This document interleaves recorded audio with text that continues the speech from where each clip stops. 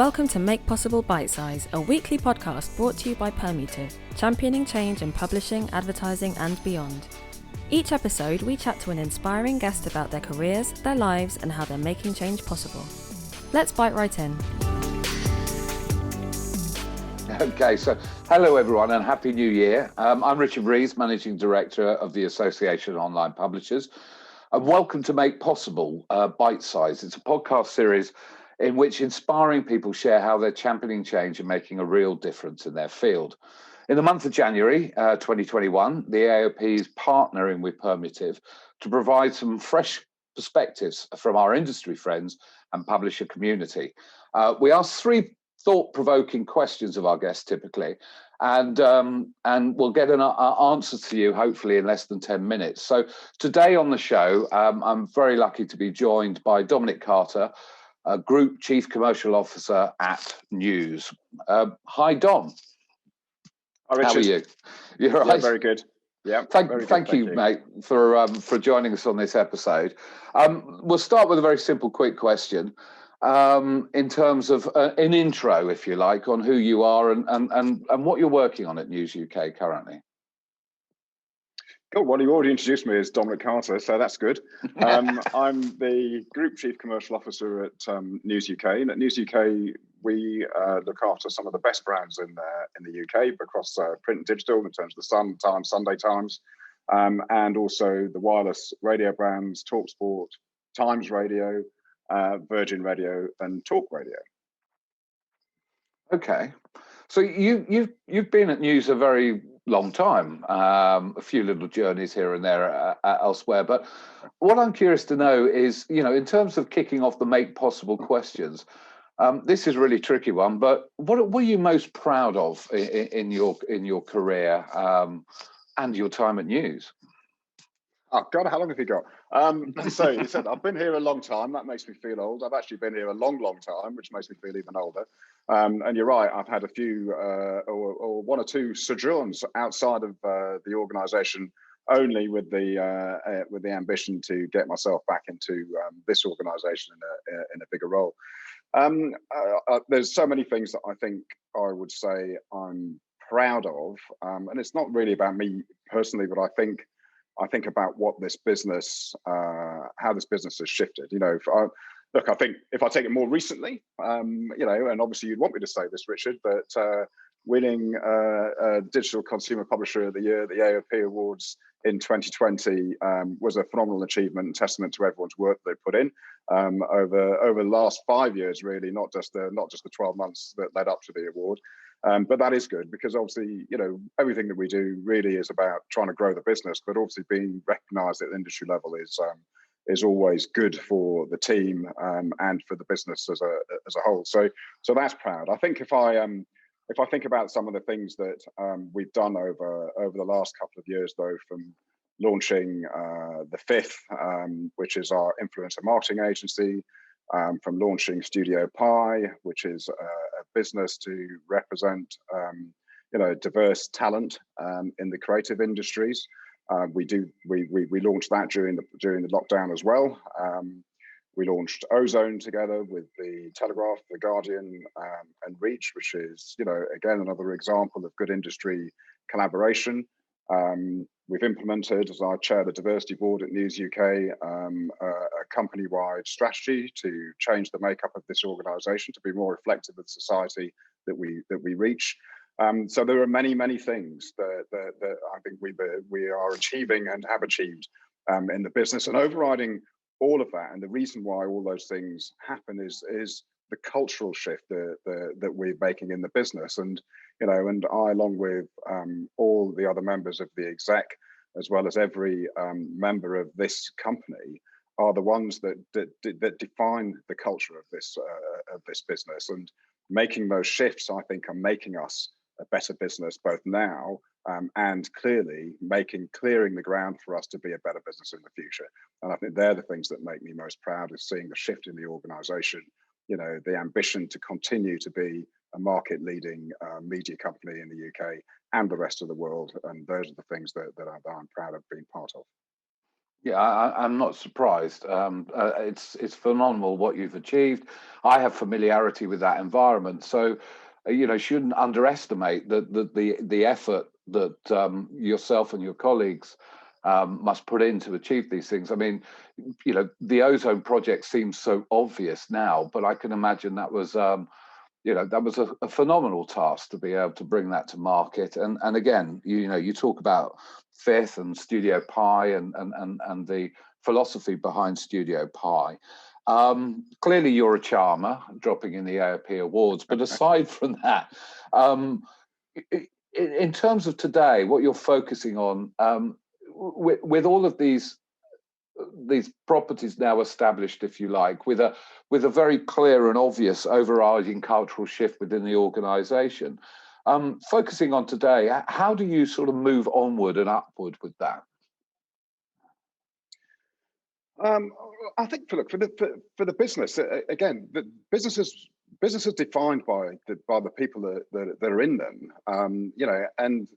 I always think that the way you achieve things in business is through the people. And I always say that, my role is to create the room for people to do the best work of their lives whilst they're in this company. And, that means I give them the room to do their jobs. I give them the room and encourage them to innovate in the business. And it's that ultimately drives you forward. You want loyal, passionate, ambitious people within the company. And if you have all of those things together, working together, collaborating as an organization, as a team of people, you can achieve huge things. And it is defined not by telling people what to do, but it's defined by those people showing you what more we could do.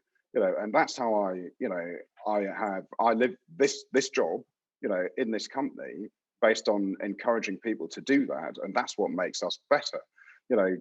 We're not there yet with Ozone. We're not there yet with Octave. We're not there yet with Studio Pi or the Fifth. This is about climbing a hill. And I'll go back to Nelson Mandela's quote. When you climb a hill, you only realize when you get to the top of it that there are more hills to climb. So it's a relentless, drive to continue to be better, to improve the organization, to improve people, to allow themselves the room to improve themselves, that will give us every opportunity to be the best business that we can be in the future. Yeah, I mean, so I'm going to just sort of go into that answer slightly. I know we're technically supposed to be 3 questions, and I'm sure the clock is ticking, but when you talk about allowing people space and empowering the people to sort of find their own mojo, if you like, within that, that sounds perfectly romantic. But the realities of our businesses, all of us in this media industry, is about delivering against numbers. Pretty aggressive targets are often across organisations in what could be quite challenging environments as well. The world we live in now, the dominance of the platforms. How do you get that balance? How do you actually achieve the results that you need to achieve in the day job, whilst empowering and providing the space for people to shine and come up with these new initiatives and to drive the business forward? Well, it's about teamwork. I mean, ultimately, it's not down to individuals are there to do the best work that they can do in their jobs, but you can't achieve everything on your own. The business is driven by, it's driven by all the things that and as you've spent the time here. Everything has a target. There's a number for everything. You can be drowned by the number, or you just get to that number as quickly as possible. To create the room and the opportunity to do more. My view has always been, if we deliver the numbers and we deliver the room that drives this business forward, it gives us the opportunity to go and innovate, because we bring more money into an organization, we build more trust in the organization, and therefore, as an organization, we're prepared to invest in the longer term, and that's the bit. So you can't be drowned by the numbers. You can't be demotivated by the numbers. You should be motivated by the opportunity to achieve the numbers and overachieve the numbers. And I think if you've got that culture in the business, that the target is just a target. It's just a target. It's not a barrier. It's a hurdle. And if you jump it, you're going to jump the next one as well. And that's what I'm trying to create. Don't be drowned and don't be scared. and keep going. Numbers are just there as a tick box. We'll do the numbers. I'm always confident we'll do the numbers, and therefore we create the room and the time to go and innovate. And that's the most important thing, because without innovation, we're just doing numbers, and that's pretty dull at the end of the day. It's important, but it's pretty dull. What you want to do is create. Yeah, that's a great perspective, Dom. I wish you'd been my boss, actually, but because given that I'm that much younger than you, Rich. No, I'm afraid I am older than you. So, but hey, that's life. Look, again, obviously it's a bite size, so I don't want to, but I'm going to have to ask you the final question, really. And that final question simply is, what's been your guiding light, if you like, throughout your career, or your philosophy in making things possible? So, I did use the Nelson Mandela quote earlier. I used to, my first job in the industry, my first job actually in my working life was selling life insurance, and we used to have this. I had no idea you had that dark history. Yeah, I'd always say it's the purest form of selling. It's like, give me something today called money, and I can't promise you what you're going to get in the future, but I can promise you if you don't give it to me, you're probably not going to have anything in the future. And people used to do it, used to give me money. So it is a purest form of selling. But we used to have this thing there about leading from the front and judging by results. And I think I use that as a big driver for me, and also they used to say, channel your emotions, don't get angry, convert it into positive energy, convert it into positive emotion. And and I think I've always tried to do that in my career. Don't get angry, always take a different perspective, use that energy and channel it in a positive way. But as I say, I think I used that probably for the early part of my career, and I do always remember it. But I think I've a slight shift, and I mentioned the Nelson Mandela quote earlier on, because I'll just read an element of it for you, because I think it's the thing that I think allows you to have this relentless drive and motivation. And he talks about the quote was when he was freed, and he said, "I've walked a long road to freedom. I've tried not to falter, and I've made missteps along the way. But I've discovered the secret that after climbing a great hill, one only finds that there are many more hills to climb.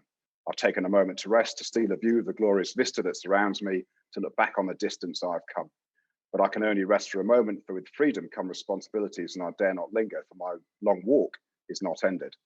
I also, when you get to our age, Richard, in this industry, and we see many people leave this industry in a decade, in their 50s. I think it's really important that you maintain relevance. It's really important that you maintain desire. I think it's really important that you maintain passion, and you have drive, and you work tirelessly to remain relevant. And they're the most important things for me. So my guide really is, I've only climbed a certain number of hills in my career, and I want many others to climb a load of hills in their career, and therefore don't stop when you get to the top. Climb the next hill, make it bigger, make the challenges ever greater, because unless you do that, you're just going to fail. So keep moving forward with challenges, and that's really the thing that I've carried with me. Don't be scared, and just be ambitious. Yeah, profound. And actually, to be fair, Dom, I'd be very happy to climb any more hills with you. You might have to drag me up a few, but look, it's a great way to end. And I thank you very much for being a part of today's episode, Dom. Hopefully you enjoyed it. I did. Good. Thank you. Good. Well, look, I'm going to wrap up now. So it just leaves me to thank the listeners and viewers for tuning in to this special episode of Make Possible Bite Size. AOP will be back next week with another inspiring guest, talking to what they do and their champion and their position as champions for change. So thank you very much, everybody. Thank you, Dom. Goodbye, and goodbye, listeners. Thank you. Thanks, everyone.